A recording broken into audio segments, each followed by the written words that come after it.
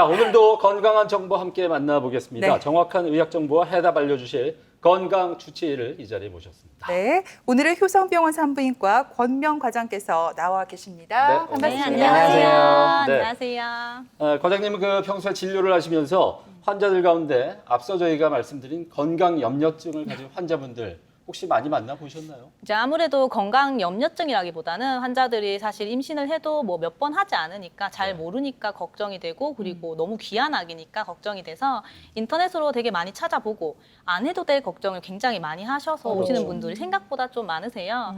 그래서 이제 실제로 제가 한번 예전에 겪었던 환자분이신데 그 환자분 같은 경우에는 내가 조산기가 있다고 생각을 하신 거예요. 배가 좀 아프고 하니까. 근데 병원에 와서 상담을 하고 진찰을 한 게 아니고 내가 조산기가 있네. 인터넷에 한번 찾아보자. 왼쪽으로 돌아 누우라고 하네. 그러면 나는 이제 왼쪽으로 누워서 꼼짝하지 말아야겠다 하고 한쪽으로 돌아 누우셔가지고 아무것도 안 하신 거예요. 화장실만 가신 거예요. 식사도 남편이 챙겨주시고 이 닦는 거 세수하는 거 다 남편이 해주신 거죠. 근데 한쪽으로 계속 누워있을 때 무슨 문제가 생기냐면 우리가 할머니들 요양원 가시면 욕창 생기잖아요. 그렇죠. 밑에 한모가 왼쪽에 욕창이 생겨서 온 거예요. 그래서 그런 식으로 좀 너무 안 해도 될 걱정을 하셔가지고 오시는 분들이 생각보다 좀 있으십니다. 산모들이 인터넷 검색을 하듯이 저도 인터넷 검색을 한번 해봤습니다. 오. 자, 짜잔. 뭐예요? 3월 2일 진료 이제 개시를 하셨고요. 예, 권명 과장님 딱 성함 보면 뭔가 좀 느낌이 딱 오시지 않아요? 네. 권위도 없고 딱 진단을 했다면 뭔가 명확하게 진단해 주실 것 같은 이름과 관련된 좀 에피소드도 있으실 것 같고 여기 보니까 고위험 산모 이제 전문이세요. 네, 맞죠? 네, 제가 이제 고위험 산모를 전문으로 2년 동안 병원에서 동산병원에 있었고요. 네. 그때 이제 공부를 해가지고 고위험 산모 전문의로 지금 이제 진료를 하고 있고 그리고 사실 이름이라고 하면 제가 이름이 외자잖아요. 권명. 외자를 딱 권 씨를 생각했을 때 제일 먼저 생각나시는 게 아마 권율 장군이신가 봐요. 그래서 그런지 다들 약간 남자분인 줄 알았어요. 이런 경우도 네. 정말 많고 이렇게 막 할머니들 오시면은 아이고 나는 장군인 줄 알았다 이런 분들도 좀 있으세요. 장군인 줄 알았는데 문 딱 여니까 너무 예쁘신 선생님이 예. 계셔가지고 놀라셨겠어요.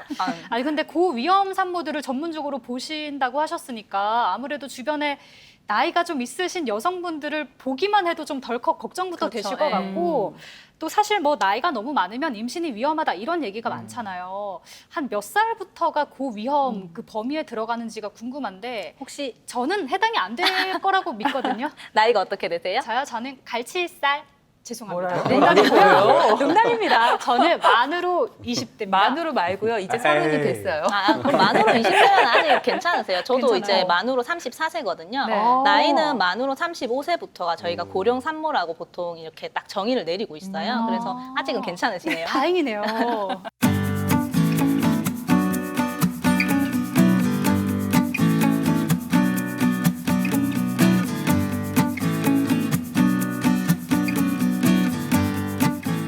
산모님 지금 나이가 있어가지고 우리 임신이 어려울 수도 있습니다.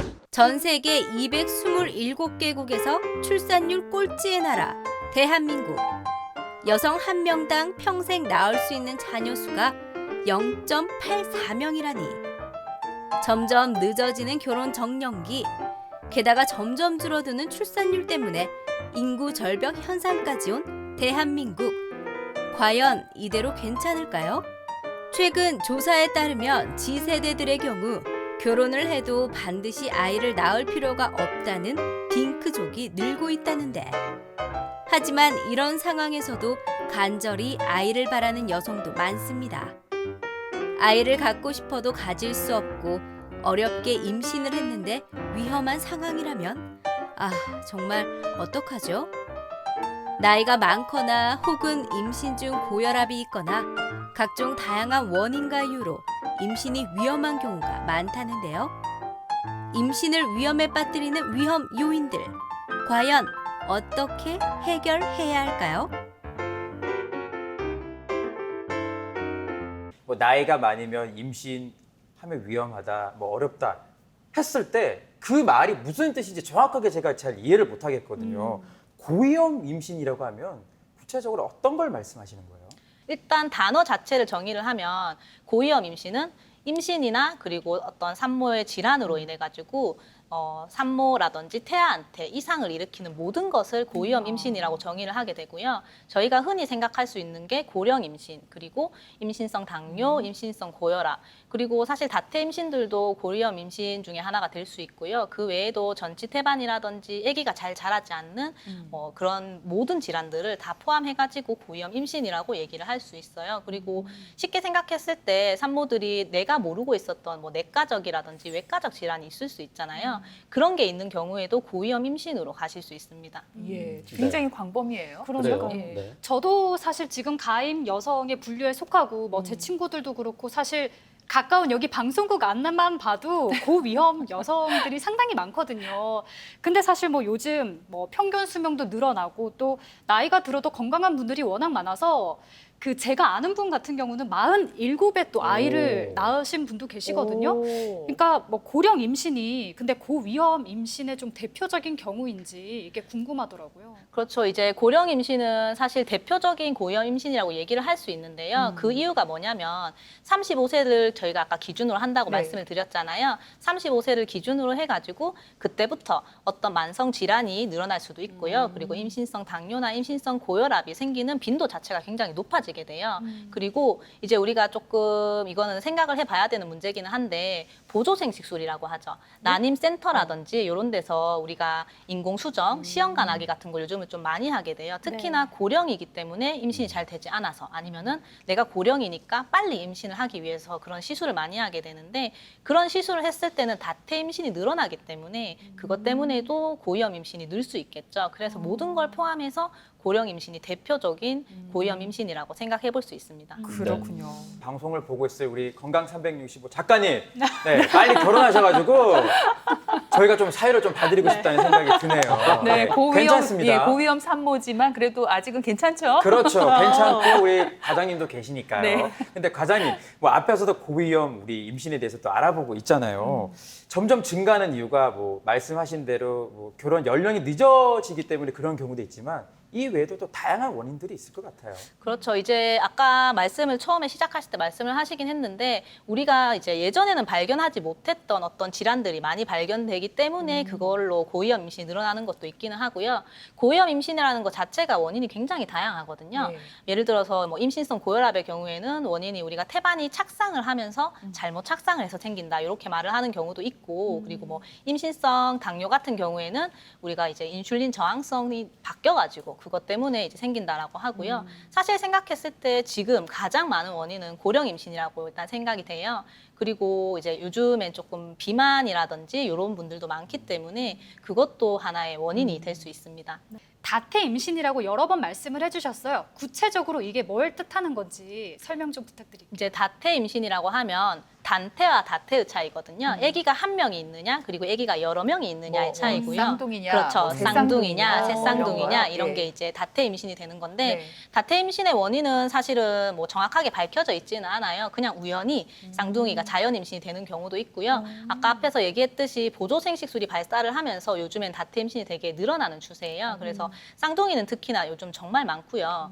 새쌍둥이 같은 경우에는 이제 좀 적다가 어느 순간을 기점으로 해서 되게 많이 늘어나고 있는 상황이거든요. 근데 사실 그게 저희끼리 그냥 저희 산부인과 의사끼리 농담처럼 하는 말인데 새쌍둥이가 예전에는 원래는 3명이 있으면 위험할 수 있으니까 1명은 선택적으로 유산을 했었거든요. 그런데 이제는 TV에 삼둥이가 나오니까 애들이 너무 귀엽고 너무 건강해 보이는 거예요. 네. 그러니까 새쌍둥이도 괜찮겠네 싶어가지고 그래서 새쌍둥이 유지하는 분이 많아지는 게 아니냐 그냥 저희끼리 그렇게 농담처럼 얘기하고 있습니다. 네. 네. 사실 그 임신이라는 게 이제 신이 내린 축복이다 이런 얘기들을 하고 있는데 네. 10개월 동안 산모가 고생을 해서 새 생명의 탄생을 우리가 지켜보게 되는데 남편들도 그 고생에 어느 정도 일조를 하고 있습니다. 한꺼번에 이제 뭐 2명, 3명 한꺼번에 태어나면은 편할 듯도 싶은데 또 키울 생각하면은 엄두가 나질 않는 게 또 네. 현실입니다. 어쨌든 그 다태 임신도 위험하다 이런 말씀 아닐까요? 그래서 제가 듣기로 다태 임신 같은 경우에는 그 실제로 선천성 기형 빈도도 높다는 얘기 이런 오. 얘기를 제가 들었거든요. 이게 사실인가요? 네, 이제 선천성 기형 같은 경우에는 단태에 비해서 쌍둥이는 1.7배 정도 높다고 보통 오. 알려져 있어요. 예. 근데 이제 사실 그런 선천성 기형이 문제가 된다기보다는 다태 임신은 조산의 경우가 많아요. 그렇게 되면 미숙아가 많이 태어나니까 애들이 태어났을 때 미숙아로 태어나도 건강하면 상관이 없는데 뭐 같이 올 수 있는 합병증들이 좀 많을 수 있거든요. 그래서 네. 그런 것 때문에 조금 위험할 수 있고요. 그리고 이제 다태 임신 같은 경우에는 유산이 될 확률이 조금 높거든요. 우리가 아기가 한 명 있는 것보다 아기가 2명 있는 게 조금 더 위험할 수 있고 그것보다 3명 있는 게 더 위험할 수 있고요. 실제로 제가 예전에 진료 볼 때 겪었던 일인데 그 환자분 같은 경우에 새쌍둥이로 알고 계셨어요. 그런데 예. 17주인가 18주쯤 돼서 피가 나고 막 배가 아파서 병원에 오셨는데 원래 저희 병원에서 보시던 분 아니셨거든요. 근데 와가지고 딱 보니까 자궁이 열린 거예요. 그래서 유산이 됐는데 아기가 3명이라 했는데 2명의 아기가 나왔어요. 그러면 한 명이 아직 있으니까 그럼 얘를 키우자 해서 초음파를 딱 봤는데 배 안에 아기가 3명이 더 있는 거예요. 알고 그런 봤더니 경우가 5 있어요? 쌍둥이였어요. 근데 이제 결국에는 걔들은 모두 유산이 되기는 했었는데 저런. 그런 식으로 아기가 많으면 많을수록 조금 이제 유산의 확률이 높아지게 됩니다. 그렇군요. 저도 아기를 가졌을 때 조산 위험이 조금 있어서 불안했는데 많은 분들이 여기 조산에 대해서 걱정을 하고 두려움을 갖고 계시죠. 그렇죠. 산모들이 진료실에서 가장 많이 물어보는 게 사실은 조산 관련 질문이긴 합니다. 조산은 우리가 37주 이전에 태어나는 걸 모두 조산이라고 얘기를 하게 되고요. 조산의 원인은 사실 굉장히 많아요. 우연히 발견한 그리고 이제 자연적으로 발생한 조기 진통 그리고 그 외에도 뭐 양수가 미리 터지는 거예요. 근데 양수가 터지는 원인은 보통은 감염이거든요. 그래서 이제 어떤 감염으로 인한 조기 양막 파수라든지 그 외에 이제 임신을 더 이상 유지할 수 없는 엄마의 컨디션이 안 좋은 상태 아니면은 아기가 여기서 뱃속에서 임신을 더 유지했을 때 위험할 수 있는 상태 여러 가지 원인은 있을 수 있거든요. 근데 이제 뭐가 됐든지 간에 보통은 37주 이전에 태어나는 걸 조산이라고 얘기를 하게 되고 조산의 문제점은 결국 미숙아기 때문에 다른 이제 아기가 태어났을 때 합병증이 있을 수 있다든지 아니면은 뭐 이르게 사망을 할 수 있는 그런 것까지 있을 수 있어가지고 좀 위험하고 환자들이 제일 많이 관심을 가지는 부분이죠. 예. 사실 엄마들은 그래요. 10개월 동안 또 아이를 뱃속에 품고 있으면서 이런저런 생각들을 많이 해요. 또 사실 문제가 뭐냐면 주변에서 누구 조산했다더라. 너도 조산될 수 있으니까 조심해라. 이런 말들이 사실은 더 불안하게 만들거든요. 하지만 요즘에 의료 장비도 많이 발달을 했고 조산인 경우에도 충분히 치료가 가능하잖아요. 이제 우리가 조산을 치료를 한다는 약이 나와 있기는 해요. 그런데 그게 이제 사실은 치료제라기보다는 조기 수축 억제제라고 보통 얘기를 하게 되거든요. 조기 수축이 있는 거를 저희가 그거를 없애는 약인데 얘가 100% 다 없애는 게 아니고 조산의 치료는 사실 교과서에는 뭐라고 나와 있냐면은 시간을 벌어서 아기의 폐성숙을 시켜주는 거를 조산의 치료라고 얘기를 합니다. 스테로이드 주사를 산모한테 주사를 해가지고 이게 이제 아기의 폐성숙을 시켜주는 주사인데 그게 보통 이틀 동안 주사를 하게 되거든요. 이 시간을 벌어주기 위해서 쓰는 게 조기 수축 억제제지 이거를 약을 써가지고 만사까지 산모를 끌고 가기 위한 약은 아니고요. 뭐 이제 시간을 벌어준다는 거죠. 예를 들어서 2차 병원에서 아기가 너무 컨디션이 안 좋으니까 빨리 3차 병원으로 가야 되는데 그 가는 기간 동안 진통이 있으면은 차에서 나을 수 있잖아요. 그거를 방지하기 위해서 이제 응급으로 쓰는 약이라고 생각을 하실 수 있겠죠. 근데 사실은 정말로 조기 진통이 왔을 때는 무슨 약을 써도 막을 수가 없어요. 그거는 어쩔 수 없이 분만을 하게 되거든요. 근데 그거를 우리가 이제 확실하게 100% 확신할 수는 없으니까 약을 써보는 거죠. 약을 써서 이게 진통이 잡혀서 괜찮아지면 정상적으로 태어나셔서 만삭에 낫는 분도 생각보다 많으세요. 그게 이제 일종의 치료제 개념으로 쓰게 되는 거죠. 네. 그리고 또 제가 듣기로는 임신성 당뇨가 상당히 위험하다고 하더라고요. 우리나라 임산부 중에서 한 2에서 5% 정도가 임신성 당뇨라고 하던데 임신을 해서 당뇨에 걸리는 건지 아니면 원래 당뇨가 있어서 이렇게 당뇨가 이어지는 건지가 궁금하고 또 이게 어떻게 보면은 고령 임신보다 더 위험하다 이런 말도 있던데 이게 맞는 말인가요? 저도 이 질문 드리고 싶었어요. 네, 궁금했어요. 이게 이제 임신성 당뇨 같은 경우에는 이게 되게 위험한 질병 중에 하나가 될 수 있는 게 증상이 없어요. 일단 기본적으로.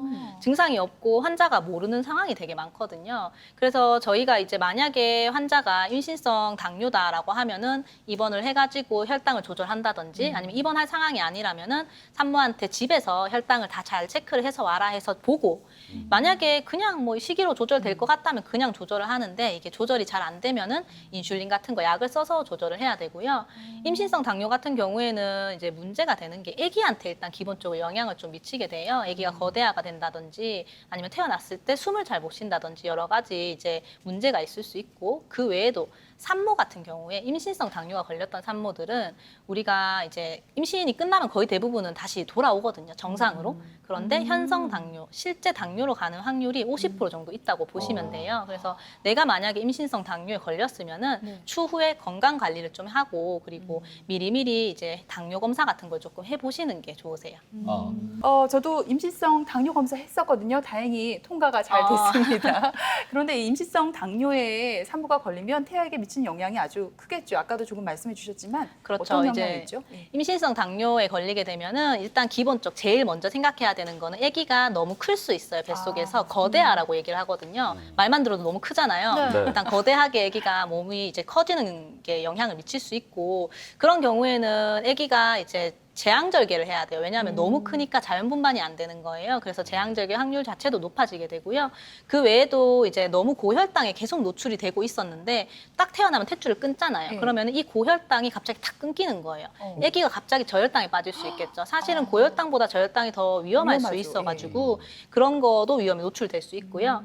그리고 저희가 이제 아기를 낳아 보면은 임신성 고혈압이 조절이 잘 안 됐던 분들의 아이들은 만삭이더라도 폐성숙이 덜 돼 있는 경우가 있어요. 그래서 네. 태어났을 때 숨을 잘 못 쉰다든지 그런 경우도 있고 최악의 경우에는 당뇨가 너무 조절이 안 되면 뱃속에서 아기가 사망할 수 있습니다. 그래서 관리를 조금 잘 해주시고 체크를 되게 잘 해주시는 게 중요하세요. 네. 뭐 말씀하신 대로 임신성 당뇨도 정말 신경 쓸 일이지만 우리 산모들 중에서는 혈압 때문에 진짜 고민하시는 분들 굉장히 많아요.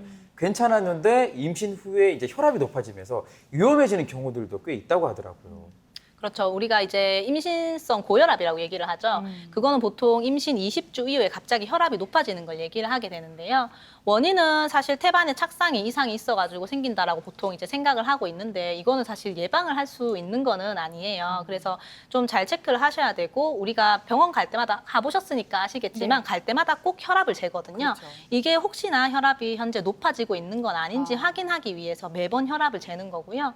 그래서 만약에 조금이라도 높아졌다라고 하면은 필요시에는 입원을 해서 혈압 추이를 지켜본다든지 하게 돼요.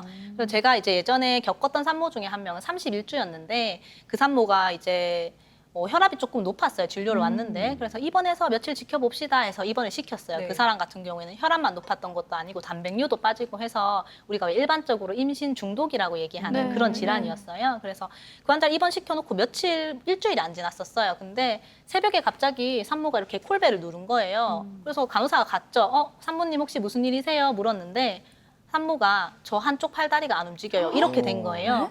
그래서 정말 아무 증상이 없었는데 응급으로 분만실에 가서 이제 CT를 막 찍었는데 뇌출혈이 생긴 상태였고 그때 응급으로 아기는 나았고요. 31주에. 네. 엄마는 이제 엄마대로 치료를 해서 다행히도 엄마랑 아기 모두 장애 없이 잘 퇴원을 했었어요. 근데 만약에 이런 산모들이 입원을 하지 않았고 집에 있었다든지 네. 아니면 새벽에 그때 깨지 않았고 내 증상을 잘 체크하지 못했다면 그러면 산모가 장애가 남았을 수도 있고 최악의 경우에는 산모랑 아기 모두 잃을 수 있는 상황이었거든요. 그래서 임신성 고혈압 자체가 실제로 저희가 산모를 놓치는 가장 흔한 원인 중에 하나이기 때문에 굉장히 위험하고 체크는 잘 하셔야 됩니다. 예. 네. 정말 그 어려운 일을 제가 해냈습니다. 그러니까 진짜 대단하시다. 예은 씨도 해야 돼요. 해드려야 될 것 같아요. 아니 근데 당연히 임신을 이제 하는 게 참 행복하고 감사한 일이지만 또 이렇게 여러 가지 사례를 들으면 사실 덜컥 겁부터 나는 게 사실이에요. 근데 또 아이를 낳으려면 결혼을 빨리 하는 게 맞는 건가 싶기도 하고 좀 더 저만의 자유를 누리고 싶다는 생각에 어떻게 해야 될지 막 모르겠는데 좀 이런 위험한 임신으로부터 미리 예방할 수 있는 방법은 없을까요? 이제 고위험 임신을 예방할 수 있는 방법은 특정된 방법은 없기는 해요. 그렇기는 하지만 우리가 이제 미리 건강 관리를 좀 한다든지 뭐 예를 들어서 지금 보니까 약간 마르셨는데 아닙니다. 아니에요? 보이는 데만 가시네요. 그렇구나.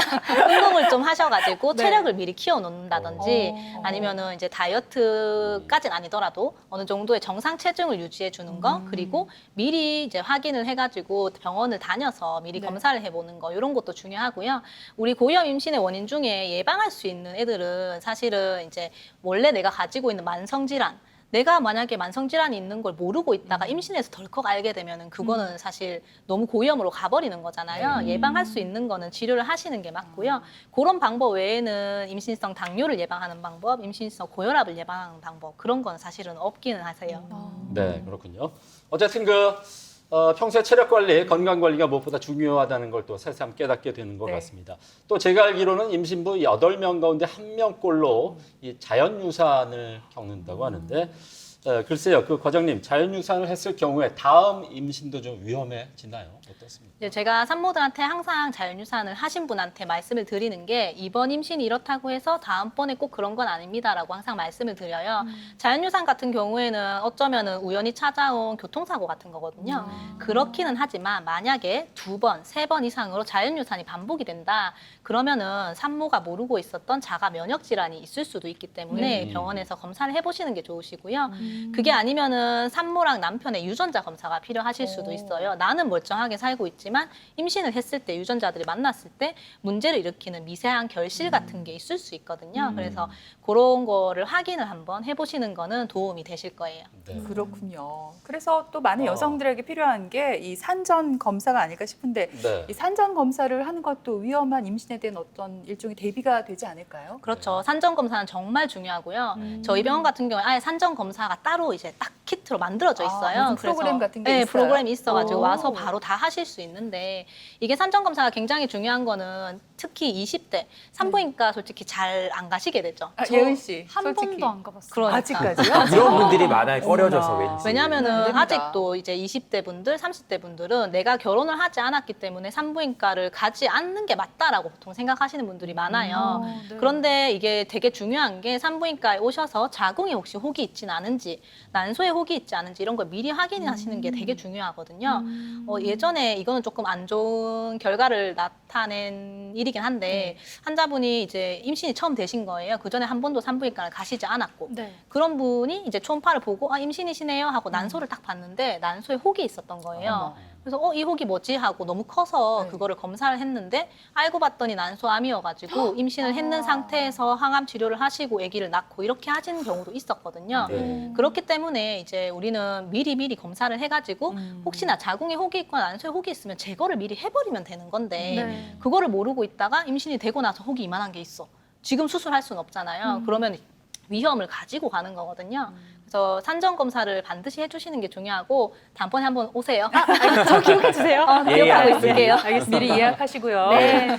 산전 검사도 정말 중요하지만 우리 산모들 입장에서는 또 하나 중요한 게 사실 운동이거든요. 네. 그래서 저도 우리 아이가 태어나기 전에 같이 이제 와이프 옆에서 운동했던 기억이 나는데 체중이 사실은 늘어나면 엄마들이 너무 스트레스인데 어느 정도 적당한 또 체중은 늘어야 되거든요. 근데 그거를 살 뺀다고 돌아가겠다고 너무 열심히 이렇게 운동을 하길래 제가 그렇게 하지 말라고 얘기를 했거든요. 운동도 너무 열심히 하면 안 되잖아요. 뭐 너무 열심히의 기준이 얼만큼인지는 정확히는 모르겠지만 뭐 안 하던 PT를 갑자기 임신을 하고 시작을 한다든지 크로스핏을 시작한다든지 그러면 안 되죠. 그런 당연히. 분들도 클라이밍하고 막. 그런 건 안 되는데 이제 그게 아니고 적당한 임신은 상당히 도움이 되고요. 네. 저희가 보통 일주일에 150분 정도는 운동을 하시라고 말씀을 드려요. 그렇게 되면 일주일에 30분씩 5번 정도 할 수 있겠죠. 그러면은 무리하지 않는 선에서 원래 하던 운동은 그대로 하셔도 상관없어요.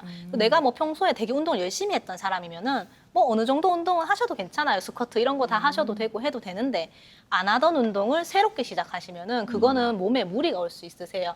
이게 안 쓰던 근육을 갑자기 쓰게 되니까 되게 무리가 되거든요. 그래서 며칠 전에도 안 그래도 산모 한 명 임산부 요가 시작하신다고 하셨다가 피 나가지고 어이구야. 울면서 오셨었거든요. 그래서 제가 집에서 쉬라고 하고 지금은 괜찮으시긴 한데 네. 그런 식으로 안 하던 운동을 하면 안 되니까 미리 운동을 조금 해두시는 게 중요하겠죠. 그렇구나. 네. 뭐 왠지 되게 저한테 얘기를 하시는 것 같아요. 운동해야지 맞아요. 해야지 마음만 먹고 하나도 안 했는데. 미리 좀 하세요. 알겠습니다. 이제 저를 좀 건강하게 만들어야 될 것 같아요. 근데 이제 과장 선생님 같은 경우는 산모들이 이제 수많은 산모들을 만나셨으니까 고위험 산모분들도 상당히 많이 진료를 하셨을 거잖아요. 그분들이 가지고 있는 걱정, 좀 어떤 것들이 있었을까요?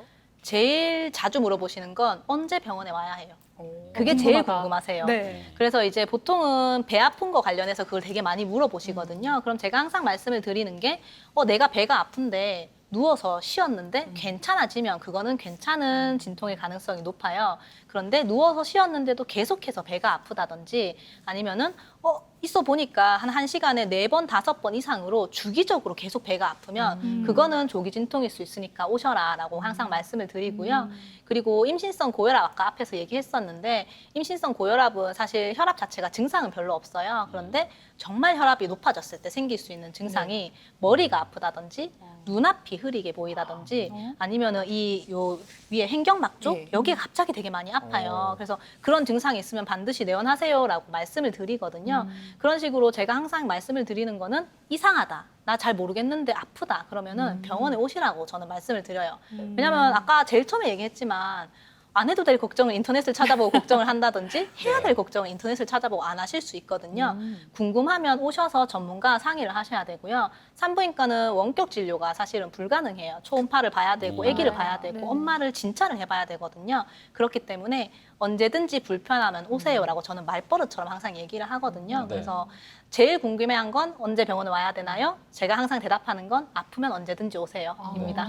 그래요. 자, 축복과 같은 그 임신, 우리 모두가 이제 출산율도 낮다고 하는데 애국자가 되기 위해서 비혼자분들, 아직 미혼인분들 빨리 결혼 서두르시기를 부탁의 말씀드리겠습니다. 예은 씨도 빨리 예은 씨, 하세요. 네, 예, 건강 관리 저만의 잘하고요. 노력으로 되는 건 아니겠지만 노력해보겠습니다. 네, 화이팅, 그래요? 화이팅. 네, 네, 오늘 정말 재밌고 유익한 정보 함께했습니다. 네. 권명 과장님 오늘 고맙습니다. 네, 고맙습니다. 고맙습니다.